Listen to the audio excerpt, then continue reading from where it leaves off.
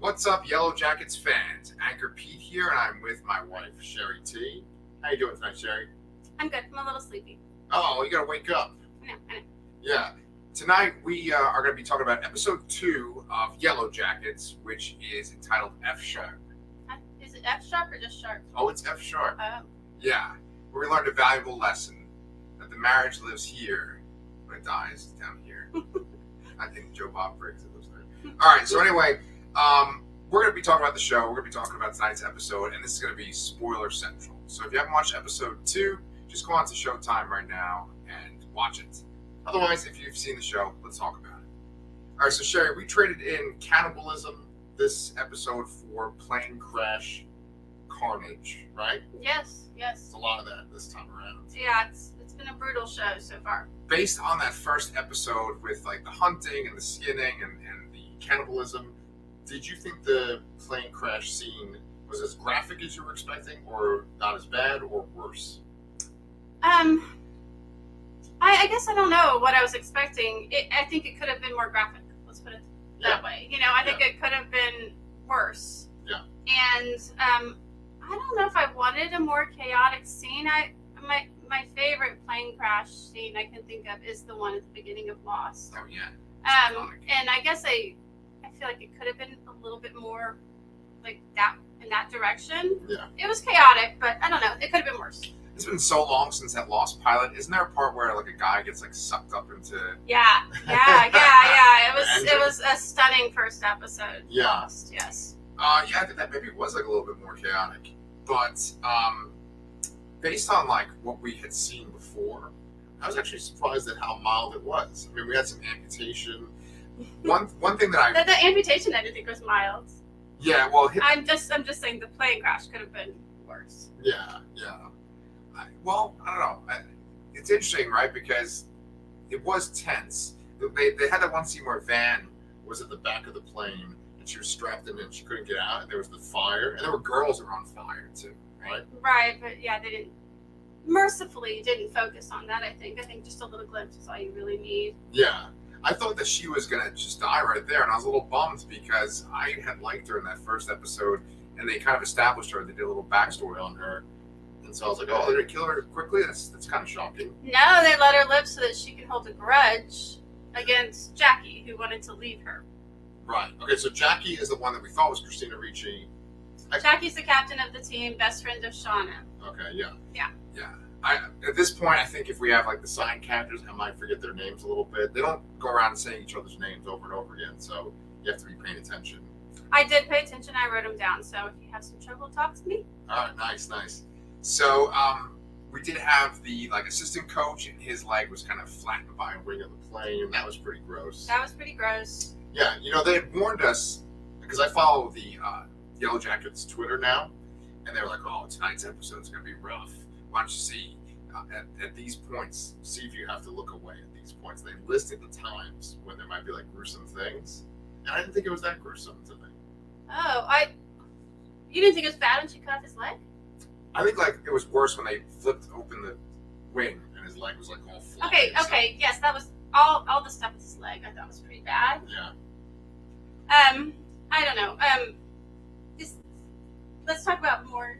All right, the meat of the episode. Oh, yeah, you want to talk about stuff besides the carnage, huh? Yeah. Okay, so you got this beautiful line from Juliette Lewis, right, when Misty goes into her house. I love that whole setup for that scene, right?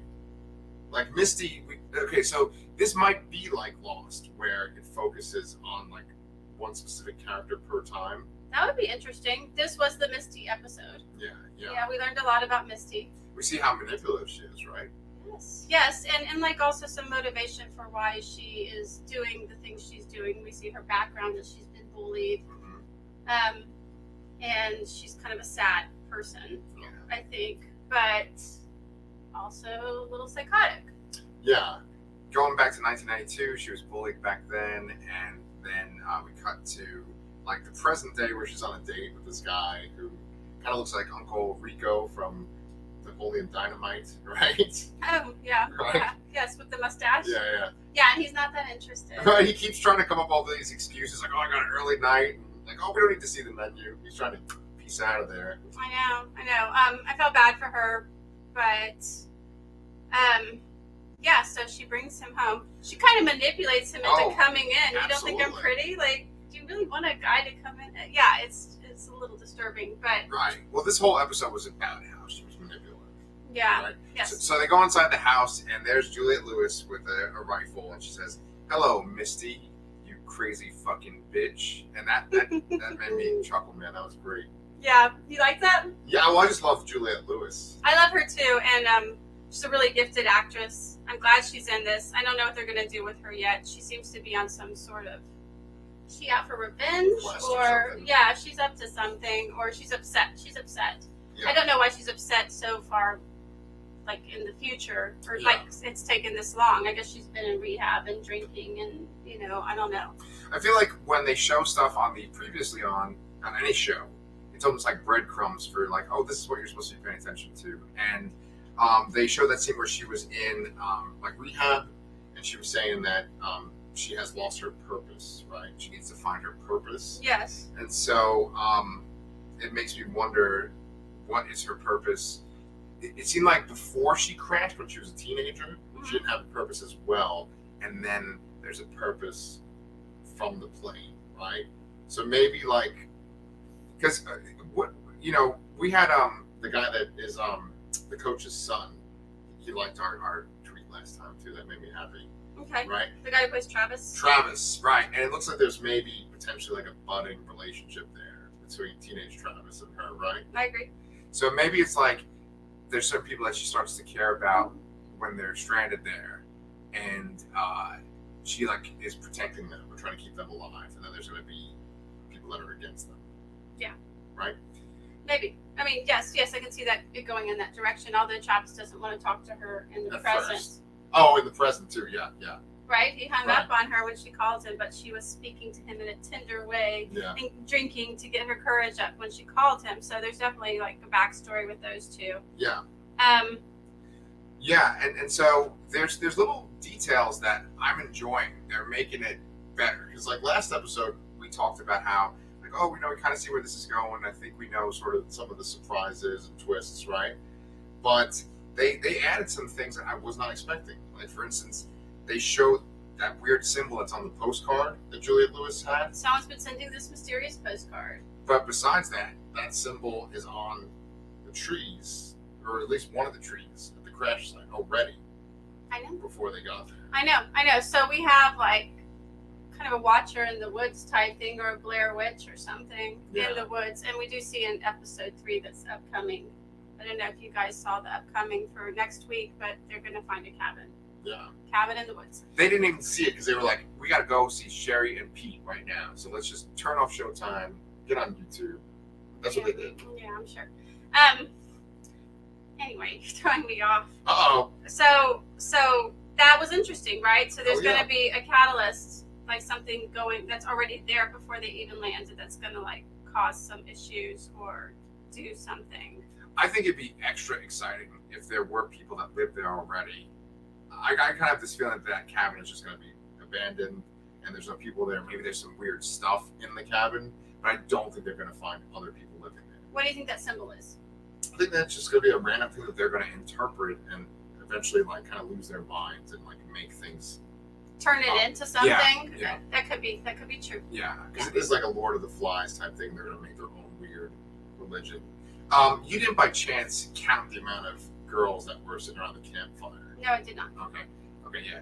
I didn't get a chance to count them all either. Yeah, if any of you guys noticed that, let us know. Yeah, and you guys have been really awesome in the comments, just like talking about your observations. There's a couple things you guys pointed out that Shari and I didn't notice last episode, so just thanks so much. I appreciate that. Yeah, one of the big things someone pointed out is that Shauna, in the present, as a mom, had probably killed the bunny rabbit and served it up for dinner, or was attempting to, which she didn't get to last episode because her daughter turned her down and was going to the boyfriend's house or something.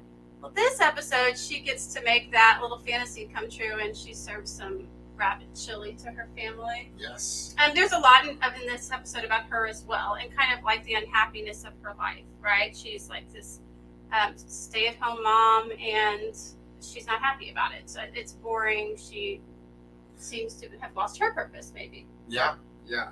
And maybe that was like hunting too, right? Maybe she was like one of the food gatherers. She looked like she knew what she was doing when she butchered that rabbit. Yeah. Do you think that like we're starting to see parallels of what they're going to be like? Like obviously Thaisa is some kind of leader, or she becomes a leader. She probably like takes over the place of what was the soccer team leader? You wrote it down. I didn't Jackie, write. Jackie. It says Jackie, captain, right there. Okay. So- I mean, I don't know that. I don't know how you got that. Well, because she's like a leader in the present day, right? So I'm thinking that maybe she eventually takes over.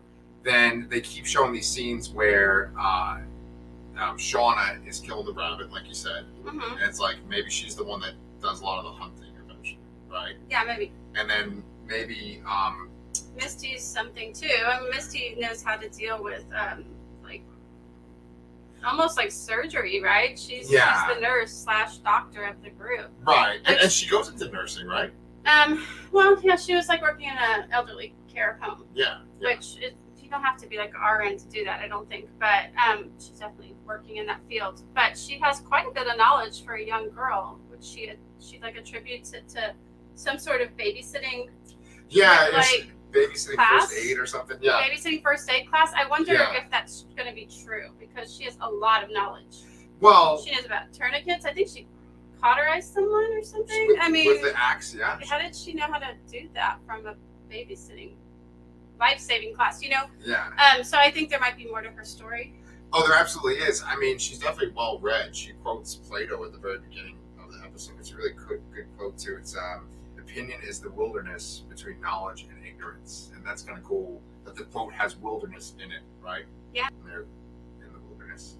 So, Which leads us to like maybe the biggest reveal of the episode, which is that she destroys the distress signal. yeah, I wasn't 100% sure if that was like a homing beacon. I don't know if like planes back then had those, but it was definitely like the black box kind of thing that records the flight information.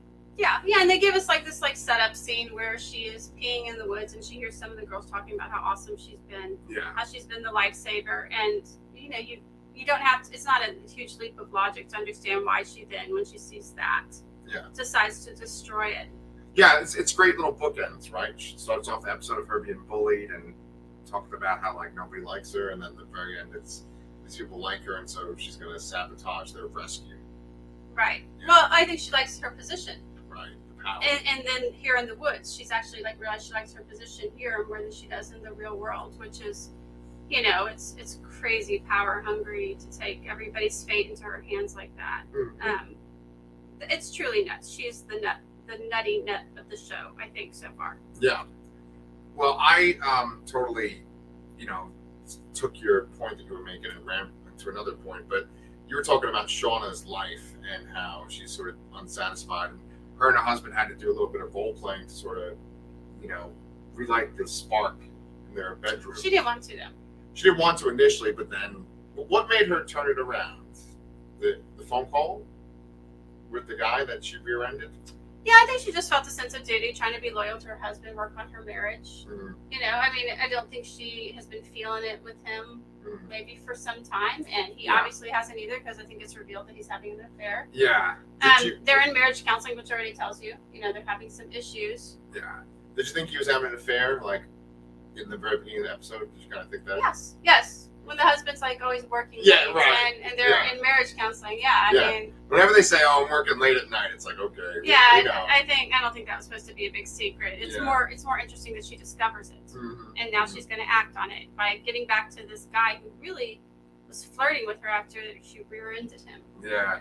It's not usually a fun situation. He was a pretty charming dude, considering that she just drove into the back of his car. Yeah, I'm not sure where the show's going with that. I don't know. I think that, like, we don't really necessarily know exactly what type of show this is going to be just yet, right? Because, like, the very first episode was pretty gruesome. And it kind of set up this episode to where when they would show all the survivors as adults, I kept thinking, like, oh, is this going to be a scene where they do something kind of creepy or disturbing? And nobody really did, besides Shauna killing the rabbits, and that's not even that bad, right? But you already think she did it last episode. Right. I think that's good though. You can't have every episode be over the top gross. Yes, right. I want to see these little subtle things, and I like to see all the little details. It makes everyone more human. Even Misty, who's probably like showed herself to be like kind of the psychopath of the group, they humanize her by giving her this backstory where she's been bullied, and you can understand where she's coming from somewhat. You know? Yeah. I do think she must have sabotaged Natalie's car in the present. Oh yeah. In an attempt to go on a road trip with her. Yeah. Like, that's kind of a stretch. And why would Natalie take her, knowing what she knows? Or maybe she doesn't know everything. Probably no one knows she destroyed this distress signal. Yeah. Maybe that's a secret that's been with her all this time that we, the viewer, know that none of them do. I think that's the case. Okay, so maybe she doesn't know how nuts she is. Right. But she did seem to know somewhat, since she had a gun in her apartment and called her, "You crazy bitch." Yeah. Like, why is she even going on this road trip with her? I don't know. You know, she doesn't trust anyone, but I think she's willing to put up with her for now. Yeah, and we don't really know what her journey is either. Yeah, and Natalie is pretty self-destructive anyway, right? Because she just got out of rehab for a long time, and then she's drinking immediately, right? That's true. That's true. So, yeah. And then there was kind of interesting scene, too, like something that you kind of just, it's so quick you kind of forget it, but when she's in the bar with Misty, a guy approaches them. His name's Kevin. And it was Kevin with a Y, because they showed that in the captions. Mm-hmm. And he's a detective now. There's definitely like this sense of, oh, these other characters they're meeting as adults could be the person that's onto them, that knows what happened there. Even I wouldn't even go. I wouldn't think it's out of reason to think that the guy that she rear-ended could maybe even know something. Like maybe he really did stop short. Like maybe he didn't have his taillights on. And he did stop short so that he could get her number. You know? Yeah, she wasn't sure. But yeah, that might be me just stretching too much, but I think maybe with a show like this, they might do something like that. Oh, see, I thought the person, whoever's sending the postcards is gonna be one of the girls. That's what I thought. Yeah, and that still very much could be the case. Yeah, I guess we don't know enough yet. We're speculating. We don't know how many survivors there are. By the time they had that first scene in the first episode, like we said, I think there was 8 people sitting around that campfire when they had all the weird animal stuff on them. Okay. But, I think there was more girls than just 8 sitting around the campfire tonight. I'm actually surprised the guy Travis survived. Yeah.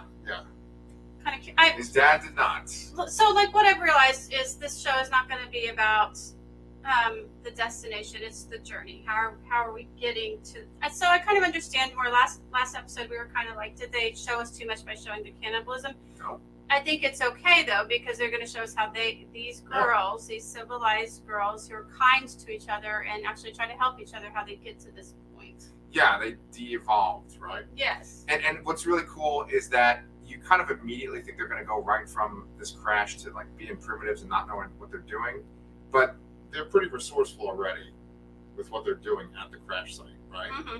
So I think it's going to definitely be a choice that makes them go to this madness, this cannibalism.